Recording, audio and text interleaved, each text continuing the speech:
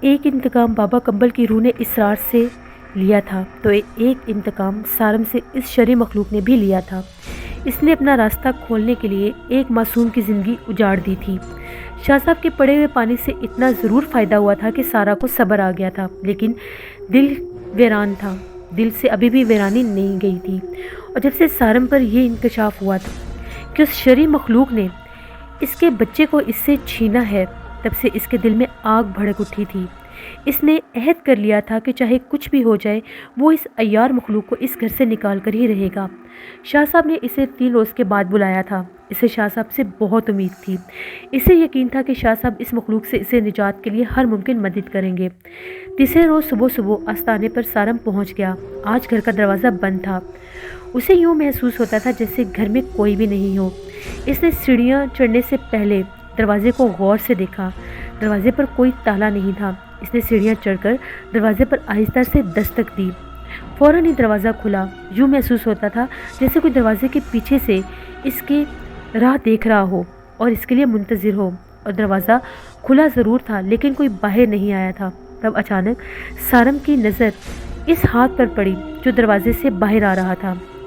ایک زنانہ خوبصورت ہاتھ تھا، سرخ سفید سڈول ہاتھ، مخروطی لمبی انگلیاں، گوری کلائی میں کالی چوڑیاں۔ یہ ہاتھ کلائی تک باہر آیا، انگلیوں پر ایک پرچہ دیا تھا۔ سارم نے وہ پرچہ لیا، ہاتھ فوراً اندر چلا گیا۔ یہ شاہ صاحب دے کر گئے تھے۔ وہ کچھ دن کے لیے باہر گئے تھے۔ اندر سے آواز آئی اور پھر کھٹ سے دروازہ بند ہو گیا۔ سارم عجیب و غریب طرح سے بکھلایا ہوا کھڑا رہ گیا۔ یہ ایک غیر متوقع بات تھی۔ وہ یہاں کئی بار آ چکا تھا لیکن کبھی اس نے کسی عورت کو نہیں دیکھا تھا۔ یوں تو وہ جانتا تھا کہ اس آستانے پر مرد عورت سبھی آتے ہیں۔ ایک مرتبہ اس نے بہت سے مرد عورتوں کو ہال میں بیٹھے ہوئے دیکھا بھی تھا، لیکن گھر کی کسی عورت کو نہیں دیکھا تھا۔ اس کا خیال تھا کہ شاہ صاحب نے 3 دن کے بعد بلایا تھا تو اس مسئلے کا کوئی اچھی طرح سے جائزہ لے کر کوئی حل بتائیں گے، کوئی تفصیل سے بات کریں گے، لیکن یہ تو ایک پرچی تھما کر دروازہ بند کر لیا گیا تھا۔ تب اس نے سیڑھیاں اترتے ہوئے اس پرچے کو کھولا۔ اس پر محض 2 لفظ لکھے تھے، حسن علی، زیارت۔ اس نے پرچے کو بہت احتیاط سے جیب میں رکھ لیا۔ گاڑی میں بیٹھ کر اس نے ایک نظر دروازے کو دیکھا۔ دروازہ بند تھا۔ یہ احساس کہ اس گھر میں کوئی نہیں ہے اس کے دل میں جڑ پکڑتا جا رہا تھا۔ گاڑی اسٹارٹ کرنے سے پہلے اس نے جیب سے نکالا، اسے کھول کر دیکھا۔ اس پر وہ مقام دوبارہ سے اس نے پڑھا اور کچھ غور سے اس نام کو دیکھتا رہا۔ یہ حسن علی کون ہے؟ یہ کیا لکھا ہے؟ زیارت کو جانا ہوگا۔ اس نے پرچہ طے کر کے احتیاط سے جیب میں رکھ لیا اور سوچنے لگا، اگر شاہ صاحب ذرا سی تفصیل اس پرچے پر لکھ دیتے تو شاید مجھے بھی سہولت ہو جاتی۔ خیر کوئی بات نہیں، اس پرچے سے اتنا تو ضرور معلوم ہو گیا ہے کہ حسن علی زیارت ہے، انہیں ڈھونڈنا ہوگا۔ اس نے سوچ لیا کہ وہ سفر کرے گا، زیارت جائے گا، حسن علی کو تلاش کرے گا۔ گھر پہنچا تو سارا بے چینی سے اس کی منتظر تھی۔ کمرے میں داخل ہوتے ہی اس نے سارا سے پوچھا، سارا تم ٹھیک ہو نا؟ سارا نے کہا، ہاں میں بالکل ٹھیک ہوں۔ تو مجھے یہ بتاؤ تمہیں شاہ صاحب ملے کہ نہیں، اور کیا کہا شاہ صاحب نے؟ سارا، شاہ صاحب تو اپنے گھر پر نہیں ملے، وہ کہیں باہر گئے ہوئے تھے۔ ایک خاتون نے یہ اطلاع ایک پرچے پر لکھ کر دروازہ بند کر لیا۔ سارم نے اپنی جیب سے نکال کر وہ پرچہ اس کی طرف بڑھایا۔ سارا نے پرچہ کھول کر دیکھا، حسن علی زیارت۔ اس نے پڑھ کر سارم کو دیکھا، یہ کیا ہے بھائی؟ یہ ایک مما ہے، مجھے سمجھ میں نہیں آ رہا، اور میں کیسے سمجھاؤں؟ سارم نے الجھن آمیز لہجے میں کہا، بس اور کوئی بات نہیں ہوئی؟ نہیں، سارم نے کہا، بس میرے دروازے پر پہنچتے ہی جیسے میں نے دستک دی، ایک خوبصورت ہاتھ باہر آیا۔ پرچے پر اپنا پیغام رکھ کر اس نے دروازہ بند کر دیا۔ میں کوئی سوال ہی نہیں کر سکا۔ ایک بات بتاؤ سارم، کیا ان خاتون نے تمہارا نام بھی نہیں پوچھا؟ نہیں، کچھ بھی نہیں۔ بتا تو رہا ہوں، میرے دستک دیتے ہی دروازہ کھلا، پرچہ اور اس کے بعد میسج دیا اور دروازہ بند۔ سارم کس قدر حیران کن لہجے میں تھا۔ جو بات سارا نے پوچھی تھی وہ اس کے ذہن میں نہیں آئی تھی۔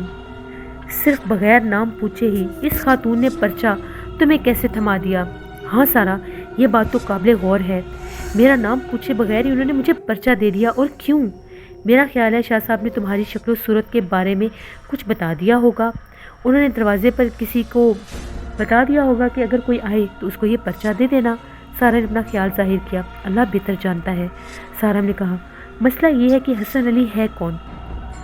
یہ تو ان سے ملاقات کر کے ہی پتہ چلے گا، سارا بولی۔ سوال یہ ہے کہ میں انہیں کہاں ڈھونڈوں گا؟ زیارت اگرچہ چھوٹی جگہ ہے لیکن اتنی چھوٹی بھی نہیں کہ میں زیارت پہنچ کر ایک ایک بندے سے پوچھتا پھروں کہ حسن علی صاحب کہاں رہتے ہیں، وہ میرا ہاتھ پکڑ کر ساتھ لے جائے اور ان کے در پہ مجھے چھوڑ آئے۔ ایسا بھی تو نہیں ہو سکتا نا؟ سارا نے اپنا خیال ظاہر کیا۔ سارم کیا پتہ ایسا ہی ہو؟ سارا بولی، نہیں سارا، ایسا ممکن نہیں ہے۔ شاہ صاحب اگر اس پرچے کے اوپر تھوڑی سی تفصیل لکھ دیتے تو کتنا اچھا ہوتا۔ پھر سارم ایسا کرو، ان کے آنے کا انتظار کر لو اور ان سے مل کر ساری تفصیل پوچھ لینا۔ وہ کچھ دن کے لیے ہی باہر گئے ہوں گے، اب مجھے معلوم نہیں کہ وہ کچھ دن کتنے دنوں پر محیط ہیں۔ خاتون نے کچھ بھی نہیں بتایا، نہ ہی کچھ جاننے کا موقع دیا۔ ہو سکتا ہے شاہ صاحب نے اتنی ہی بات کرنے کی ہدایت کی ہو۔ تم یوں کرو، 1 ہفتے کے بعد وہاں پر دوبارہ چلے جانا۔ تمہیں ان کے گھر جانا ہوگا اور تبھی تمہیں ساری صورتحال کا پتہ چلے گا۔ سارا نے تجویز پیش کی۔ ہاں یہ بات ٹھیک ہے۔ سارم کو اس کی تجویز پسند آئی۔ سارم، اوپر کا کمرہ کافی عرصے سے بند ہے، پتہ نہیں اوپر کیا حشر ہو رہا ہوگا، اگر تم کہو تو اوپر کی صفائی وغیرہ کروا دوں؟ سارا نے اجازت چاہی۔ اب ان منحوس کا گھر سے داخلہ تو بند ہو ہی گیا ہے، اب اوپر والا پورشن بند کرنے کا کیا فائدہ؟ میرا خیال ہے کہ اوپر کے کمرے کی صفائی وغیرہ ہونی چاہیے، کروا لینا، لیکن اس کمرے میں زیادہ دیر اٹھنا بیٹھنا مت۔ سارم نے اسے تنبیہ کی۔ نہیں سارم، جب میں اس کمرے میں بند ہوئی تھی تو اندر جاتے ہوئے بھی اب تو مجھے خوف آتا ہے۔ میں صفائی وغیرہ کروا کر اسی ٹائم دروازہ بند کر کے نیچے آ جاؤں گی۔ سارا نے وضاحت کی۔ چلو ٹھیک ہے، ایسا کر لینا، سارم نے کہا۔ پھر اسے کچھ خیال آیا اور بولا، لیکن تم کچھ نہیں کرو گی، یہ صفائی میں خود اپنی نگرانی میں کرواؤں گا۔ اوکے، سارا نے کہا۔ پھر سارا نے خالہ سجو کو بلا کر اوپر کی صفائی کرنے کا حکم دیا۔ خالہ، اوپر کی صفائی کرنی ہے۔ جی صاحب جی، خالہ سجو نے کہا۔ سارا نے لاؤنج میں کھلنے والے زینے کے دروازے کا تالا کھول دیا۔ دروازہ کھولتے ہی شدید بدبو کا ایک بھبکا آیا۔ سارم نے فوراً ناک پر رومال رکھا اور تیزی سے اوپر چڑھتا چلا گیا۔ اس نے جلدی سے اوپر کا دروازہ کھولا تو چھت پر پہنچ گیا۔ خالہ سجو اور سارا بھی اس ناگوار بدبو سے دوچار تھی۔ انہوں نے اپنے ناکوں کے آگے پردہ رکھا ہوا تھا۔ یہ کسی کی سمجھ میں نہیں آ رہا تھا کہ یہ اتنی گندی بدبو کہاں سے آ رہی ہے، اور یہ جو بڑے بڑے دائرے کی شکل میں ہے، آخر یہ کیا چیز ہے؟ اس چھت کے سہیل میں ساری سیاہی پھیلی ہوئی تھی۔ دراصل یہ وہی جگہ تھی جہاں پر بابا کمبل نے اپنا چلا کیا تھا اور بابا کمبل پر پانی کی بالٹی پھینکی گئی تھی۔ یہ بالکل وہی جگہ تھی جو عجیب و غریب تباہی کا شکار ہو چکی تھی۔ کمرے کا برا حال تھا، بیڈ کے گدے کی چادر غائب تھی، تکیے ادھر ادھر پڑے ہوئے تھے، قالین جا بجا سے دھبوں سے بھرا ہوا تھا۔ بابا کمبل 6-7 دن یہاں رہا تھا۔ وہ دل کھول کر گند مچا کر گیا تھا۔ اس گند کو صاف کرنا خالہ سجو کے بس کی بات نہیں تھی، پھر بھی وہ جتنا کر سکتی تھی اس نے فوراً کام شروع کر دیا۔ باقی کام سارم نے باہر سے بلوا کر کچھ آدمیوں سے کروا لیا۔ اس طرح شام تک اوپر کا پورشن بالکل صاف ستھرا اور سیٹ ہو گیا۔ سارم کو اوپر کا حصہ صاف کروا کر کچھ ایسا محسوس ہوا جیسے اس کے سر سے کوئی بوجھ اتر گیا ہو۔ وہ خود بھی ہلکا پھلکا محسوس کرنے لگ گیا۔ وہ نہیں جانتا تھا کہ اوپر کا پورشن مستقل بند رہنے سے اس طرح سے شرعی مخلوق کا داخلہ وہاں پر زیادہ بھاری ہو سکتا تھا اور وہ اس کو اپنی جاگیر سمجھ لیتے۔ اب وہ یہ تو نہیں چاہتا تھا کہ سارا اوپر جائے، لیکن وہ پھر بھی یہ ضرور چاہتا تھا کہ اوپر کی صفائی ستھرائی کے بہانے ہی صحیح آمد و رفت اوپر رکھنی چاہیے کہ وہ شرعی مخلوق اپنا ٹھکانہ اوپر پکا نہ کر لے۔ یہ سارم کی سوچ تھی، جبکہ وہ مخلوق ان سے 2 ہاتھ آگے تھی اور وہ ہار ماننے والی بالکل بھی نہیں تھی۔ سارا کا دل اب اس گھر میں نہیں لگتا تھا۔ وہ اس گھر سے بے قرار اور بے چین سی ہو گئی تھی۔ جب اس کے دل میں یہ دل خراش ثانیہ ابھرتا تھا، اس کا دل کا قرار لٹ جاتا تھا۔ وہ اس حادثے کو کسی طور پر بھی نہیں بھول پا رہی تھی۔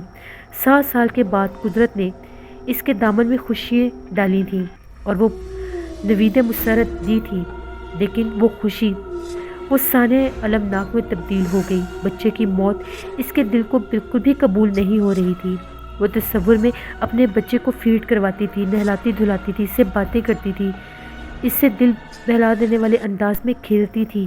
وہ روتا تھا، اسے بہلاتی تھی، اسے گود میں اٹھایا کرتی تھی، اس کو لے کر ٹہلا کرتی تھی، اپنے پہلو میں سلایا کرتی تھی، خود بھی اس کے ساتھ سو جاتی تھی۔ یہ سبھی باتیں سوچتی سوچتی وہ بہت زیادہ آسودگی کا شکار ہو جاتی تھی۔ ایک دن شام کو جب وہ سو کر اٹھی، اس نے کروٹ لے کر بیٹھنا چاہا تو اس نے اپنے پہلو میں ایک خوبصورت بچہ لیٹا ہوا دیکھا۔ وہ اپنے پیر سے اس کے انگوٹھے کو بڑے مزے سے چوس رہا تھا۔ اس منظر کو دیکھ کر اس کا دل خوشی سے کھل اٹھا۔ یہ منظر بس چند لمحوں کا تھا۔ اس نے جلدی سے اپنی آنکھیں کھولی تو اپنی آنکھیں دوبارہ مل کر دیکھا تو وہاں بستر خالی تھا اور کچھ بھی نہیں تھا۔ وہ اس کا ایک منظر تھا، اس کی بھول تھی۔ کیسا حسین بچہ تھا، کسی خوبصورت انداز سے لیٹا ہوا تھا اور اپنے پاؤں کا انگوٹھا چوس رہا تھا۔ وہ دوبارہ پھر اس جگہ کو مزید غور سے دیکھنے لگی۔ اس کا دل منتظر تھا کہ شاید وہ دوبارہ دکھائی دے اور اس کے دل کو تھوڑا سا سکون آ جائے۔ اس کا بچہ جسے ہر وقت اس کے ساتھ ہی رہتا تھا، وہ آنکھیں بند کرتی تھی تو فوراً اس کے سامنے آ جاتا تھا۔ یہ بات اس کو بالکل بھی چین نہیں لینے دیتی تھی۔ وہ سارم کو بھی یہی باتیں بتاتی تھی۔ اسے شبہ تھا کہ سارم اس کی بات کو غلط انداز میں نہ لے لے، وہ کہیں یہ نہ سمجھے کہ میں پاگل ہو گئی ہوں۔ اس نے تو اپنے بچے کا نام بھی رکھ لیا تھا، حسن۔ وہ جب بھی تنہا ہوتی تھی اپنے بچے کو حسن کہہ کر پکارتی تھی اور اسے ہنس ہنس کر باتیں کرتی تھی۔ اب وہ اسے دیکھ کر مسکرانے لگا تھا، اس کی باتوں کے جواب میں کھلکھلا کر ہنسنے بھی لگا تھا۔ یہ سب کچھ بند آنکھوں میں دیکھتی تھی، لیکن آج تو اس نے کھلی آنکھوں سے اس منظر کو دیکھا تھا۔ اگرچہ یہ منظر صرف چند لمحوں کا تھا، لیکن منظر بہت خوبصورت تھا۔ اب اسے پکا یقین ہو گیا تھا کہ اس کا بچہ اس کے ساتھ ہی رہتا ہے، اس کا حسن ہر وقت اس کے پاس ہے۔ آج اس نے طے کر لیا تھا کہ وہ سارم کو اپنی خوشی سے ضرور بتائے گی، اسے ضرور اپنی خوشی میں شریک کرے گی، چاہے وہ کچھ بھی سمجھے۔ یہ خوشی دونوں دلوں کو مشترکہ ملنی چاہیے۔ شام کو جب سارم دفتر سے گھر واپس آیا تو اس نے سارا کے چہرے پر ایک خوشی سی دیکھی۔ آج وہ خود بھی مین گیٹ پر آئی تھی اور اس نے دروازہ کھول کر سارم کو خوشی سے خوش آمدید بھی کہا تھا۔ سارم کو اسے دروازے پر دیکھ کر بڑی خوشی ہوئی تھی۔ آج وہ کافی عرصے کے بعد بذات خود گیٹ کھولنے آئی تھی۔ اسے لگا کہ جیسے سارا اب زندگی میں نارمل ہو رہی ہے۔ اس کے چہرے پر جو ہر وقت افسردگی چھائی رہتی تھی، اب وہ ہلکا پھلکا خوشی کا احساس ہونے لگا تھا۔ چائے وغیرہ سے فارغ ہو کر جب سارم کچھ دیر آرام کرنے کی خاطر بیڈ روم میں داخل ہوا تو سارا بھی اس کے ساتھ آئی۔ سارم بیڈ پر نیم دراز ہو گیا اور سارا اس کے قریب بیٹھ گئی۔ سارم نے دھیرے سے اس کا ہاتھ پکڑا اور پوچھا، آج تمہارا چہرہ بہت زیادہ خوبصورت لگ رہا ہے، آج تم بہت خوش لگ رہی ہو، سارم نے اسے کہا اور وہ خود بھی بہت خوش ہو گیا۔ ہاں سارم، جو کچھ میں دیکھ رہی ہوں وہ سب سچ ہے، میں واقعی بہت خوش ہوں۔ جو کچھ تم محسوس کر رہے ہو وہ بھی بالکل سچ ہے۔ میں نے آج حسن کو دیکھا ہے، یہاں اس جگہ لیٹے ہوئے۔ سارا نے بستر کی طرف اشارہ کیا۔ سارا کی بات سن کر سارا کے جسم میں ایک سناٹا سا اتر گیا۔ یہ خوشی وہ بچے کے غم سے باہر نہیں آئی تھی۔ فوراً سے اس نے اس کو دیکھا۔ یہ کیا کہہ رہی ہو؟ کس کو دیکھ لیا تم نے؟ کون حسن؟ سارا تم کیا کہہ رہی ہو؟ وہ پریشان ہو کر بولا۔ میں اپنے بچے کی بات کر رہی ہوں، حسن کی۔ سارا نے انتہائی سنجیدگی سے اپنی بات دہرائی۔ تب سارم کا دل دکھ سے بھر گیا۔ اس نے سارا کو اپنے قریب کر لیا اور بولا، سارا خدا کے واسطے اس حادثے کو بھول جاؤ، صبر کرو، جو ہونا تھا ہو گیا، جانے والا کبھی پلٹ کر نہیں آتا۔ نہیں سارم، وہ یہیں پر ہے، وہ کہیں بھی نہیں گیا، وہ میرے پاس ہے میرا حسن۔ یہ نام تم نے شاہ صاحب والے پرچے پر بھی دیکھا تھا نا؟ سارم نے اس کی بات کاٹ کر کہا، نہیں سارم، یہ نام تو ہم نے شروع میں ہی طے کر لیا تھا، شاید تم بھول گئے ہو۔ اس نے اس کو یاد دلایا۔ اوہو ہاں، مجھے یاد آ گیا، تم ٹھیک کہہ رہی ہو، یہ نام تو ہم دونوں نے پہلے ہی منتخب کر لیا تھا، دونوں کو ہی یہ نام پسند آیا تھا، یاد آیا۔ سارا کی آنکھیں ایک دم سے اس نے جھانک کر دیکھا۔ ہاں اب بتاؤ، میں سچ کہہ رہی ہوں نا؟